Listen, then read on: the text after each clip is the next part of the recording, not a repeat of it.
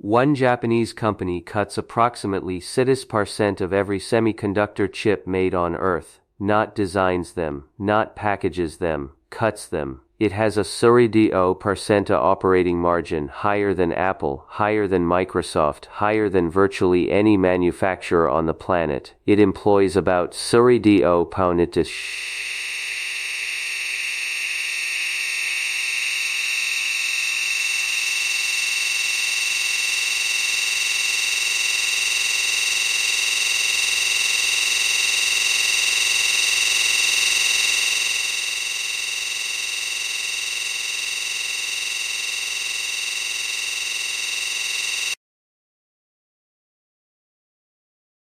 The company is called Disco Corporation, and the story of how an abrasive grinding wheel maker from a small city in Hiroshima became the invisible toll booth of the AI era is one of the stranger business stories of the last century.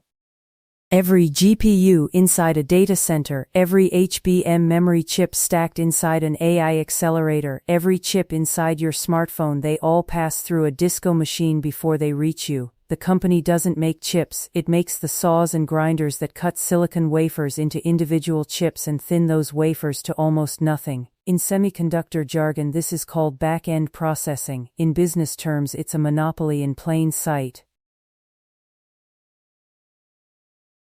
Disco was founded in Xiandobao Senshi not as a tech company but as a grinding wheel manufacturer called Daiichi Seitosho in Kure, Hiroshima, the same port city where Japan had built its largest battleship. After the war, the company found a new market: abrasive wheels for cutting electricity meter components. By Seindobao, according to corporate histories, Disco had achieved 5% market share in that niche. The pattern of finding a small, precise problem and dominating it completely was established early.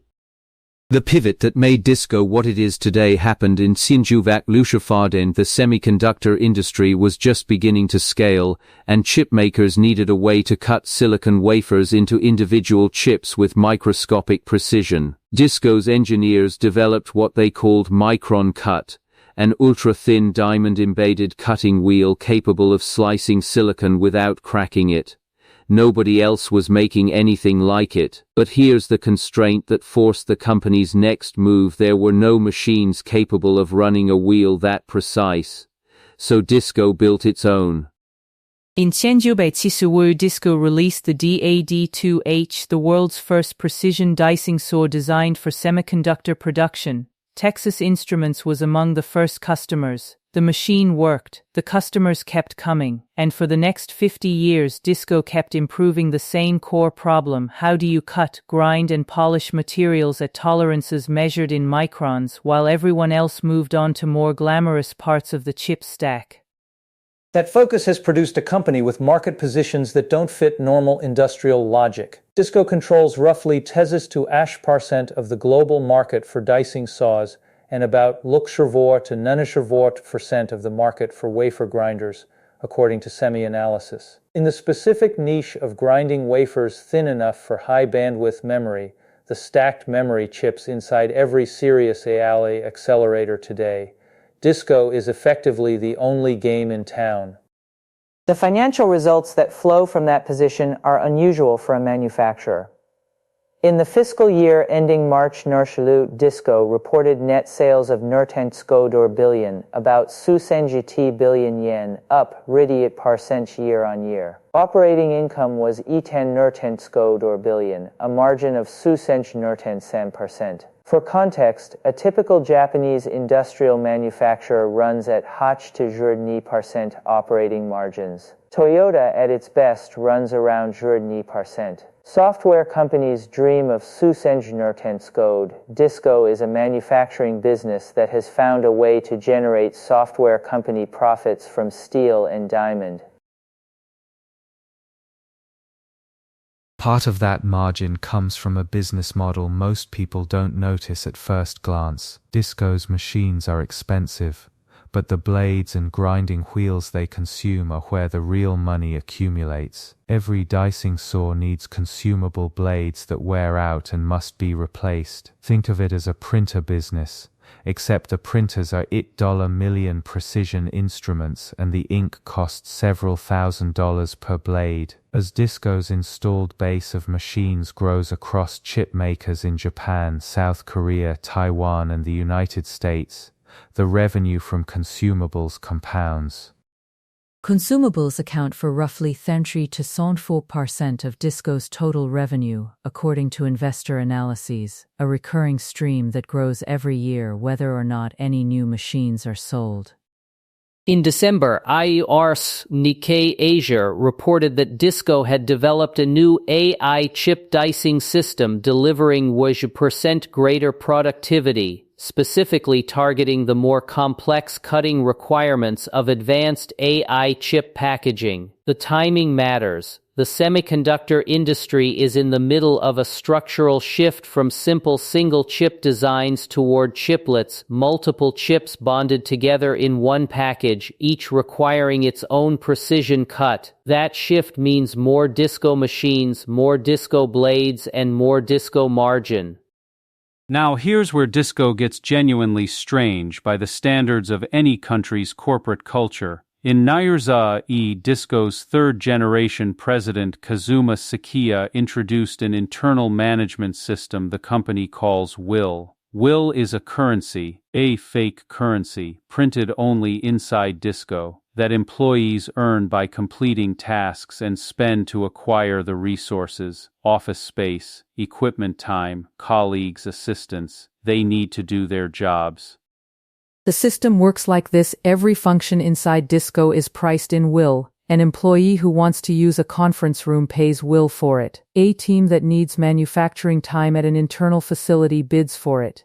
Tasks are listed in an internal app, priced by how urgently they need to be done and how scarce the skilled workers to complete them are. Employees choose which tasks to accept, earn WIL for completing them, and accumulate or deplete WIL based on how effectively they work. The auction mechanism means that tasks nobody wants to do, night shifts, hazardous work, urgent projects with tight deadlines, automatically attract higher WIL payments until someone agrees to take them.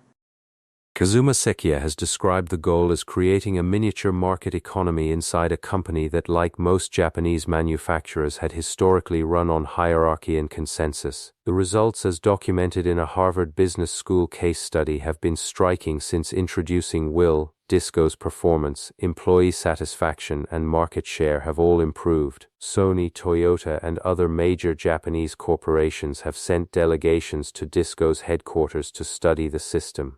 None of them, as of the time of reporting, had introduced anything similar. The WIL system is fascinating because it inverts the standard Japanese corporate logic. Japan's corporate culture is famous for collective decision-making, lifetime employment, and minimizing visible internal conflict. WIL introduces price signals, individual accountability, and something that functions like an internal labor market, all inside a company that otherwise looks like a conventional Japanese manufacturer. It is, in a quiet way, one of the more radical management experiments in modern corporate history, and it happened at a niche maker of grinding wheels in Tokyo, not at a Silicon Valley startup. Disco's market cap as of June Narsil sits at roughly $40 to $40 billion according to market data. For a company that most investors outside Japan have never researched, that's a substantial number, larger than many household name industrial companies in the United States. The Sakiya family retains significant control. Revenue per employee given a workforce of roughly Sorshin runs at over $40 per head, a figure that belongs in elite financial services, not manufacturing. The Japan factor in Disco's case is the combination of two things that shouldn't coexist in the same company: monopoly-grade technical dominance built over 5 years of obsessive precision improvement and a management system designed to break every assumption of traditional Japanese hierarchy. Most stories about Japanese manufacturing excellence involve patience, perfectionism, and loyalty. Disco has all of that, but it also has a fake currency, an internal auction market, and a margin profile that suggests the company has figured out something about incentive design that Toyota, for all its famous production system expertise, hasn't cracked. The AI chip boom did not create disco. It revealed it. Every time a chipmaker orders more HBM for an AI data center, more disco machines run more hours and consume more disco blades. The company has been quietly building toward this moment for 80 years. If you want to keep up with stories like this, subscribe to the Japan Factor. The question worth sitting with: if Will has worked this well at Disco, why hasn't it spread? Is it because the system is genuinely untransferable, or because the rest of Japanese corporate culture isn't ready to find out what its employees would actually charge?